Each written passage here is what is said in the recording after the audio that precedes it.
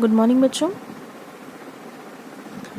हमने क्लास 8 के इंग्लिश के first chapter the another chance में हम लोगों ने अभी तक 8 लाइंस पढ़ी थी, जिसमें पोएट कहता है कि हमें कभी भी हार नहीं माननी चाहिए।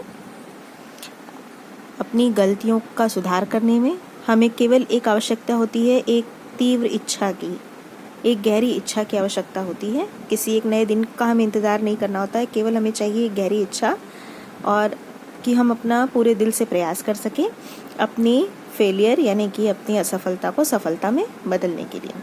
आइए आज उसके आगे हम पढ़ेंगे, उसके आगे की 8 लाइनें पढ़ेंगे।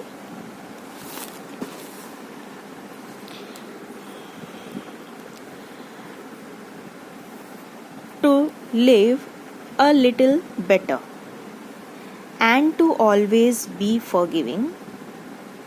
To live a little better, हमें एक तीव्र इच्छा चाहिए, हमें एक गहरी इच्छा चाहिए कि हम पूरे दिल के साथ प्रयास कर सकें। To live a little better, बेहतर जीने की, थोड़ा बेहतर और थोड़ा बेहतर जीने की। And to always be forgiving, और हमेशा forgiving यानी क्षमाशील होना, क्षमा करना। हमेशा हमें क्षमाशील रहना चाहिए, थोड़ा सा बेहतर अपने जीवन को जीना चाहिए जीने के लिए। And to add a little sunshine, add यानी जोड़ना, लिटिल सनशाइन थोड़ा सा सूर्य की किरणों, सनशाइन मतलब सूर्य का प्रकाश। और हम to the world in which we are living, उस संसार में जिसमें हम जी रहे हैं उसमें थोड़ा सा क्या जोड़ सकें, सूर्य का प्रकाश, थोड़ा सा उजाला फैला सकें, थोड़ा सा और उजाला भर सकें।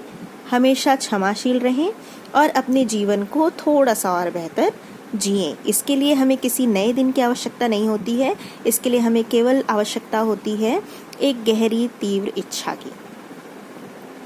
So never give up in despair.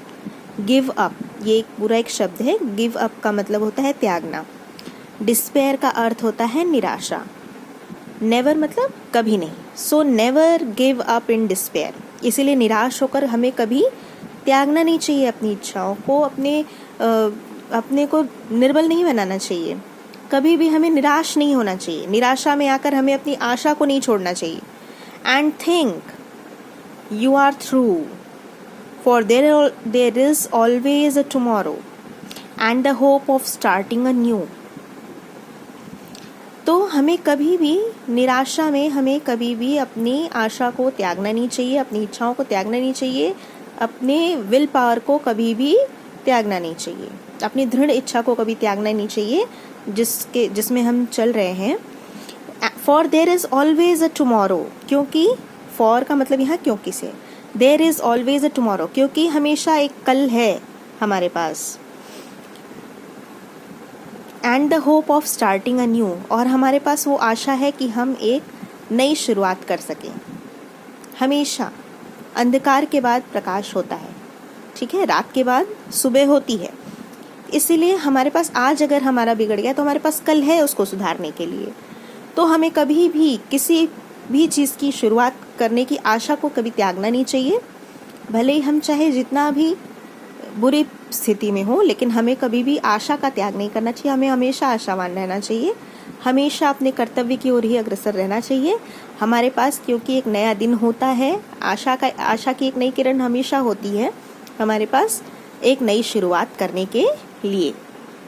तो इसलिए यहाँ पे हेलेन स्टीनर राइस ने बहुत ही अच्छा संदेश दिया है कि हम चाहे जितनी भी असफलताओं का सामना करें, लेकिन हमारे पास अगर तीव्र इच्छा है, अगर हमारे पास एक गहरी इच्छा है, तो हम पूरे दिल से प्रयास करने के लिए तो हम कभी भी एक नई शुरुआत कर सकते हैं।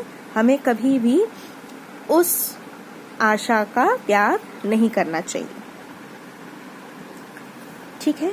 तो ये पोएम आज आपकी यहाँ कंप्लीट हो गई है।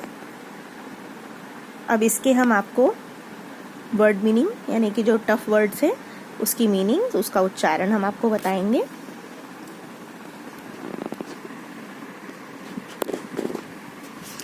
To live a little better, better की स्पेलिंग देखिए यहाँ पे है BETTER, बेटर, बेटर यानी बेहतर। फॉरगिविंग, FORGIVING, फॉरगिव मतलब क्षमा करना, क्षमाशील होना यहाँ पे है। सनशाइन, SUNSHINE, सनशाइन अर्थात सूर्य का प्रकाश। Never give up, give up एक पूरा शब्द है, GIVEUP, अप, गिव अप त्यागना। डिस्पेयर, DESPAIR, डिस्पेयर अर्थात निराशा। टुमारो, TOMORROW, टुमारो अर्थात आने वाला कल। HOPE, होप, होप अर्थात आशा। तो मुझे पूरी आशा है कि आपको ये पोएम समझ में आ गई होगी और अब आप लोग भी कभी भी असफलता से निराश नहीं होंगे और सदैव सफल होने के लिए निरंतर प्रयास करते रहेंगे।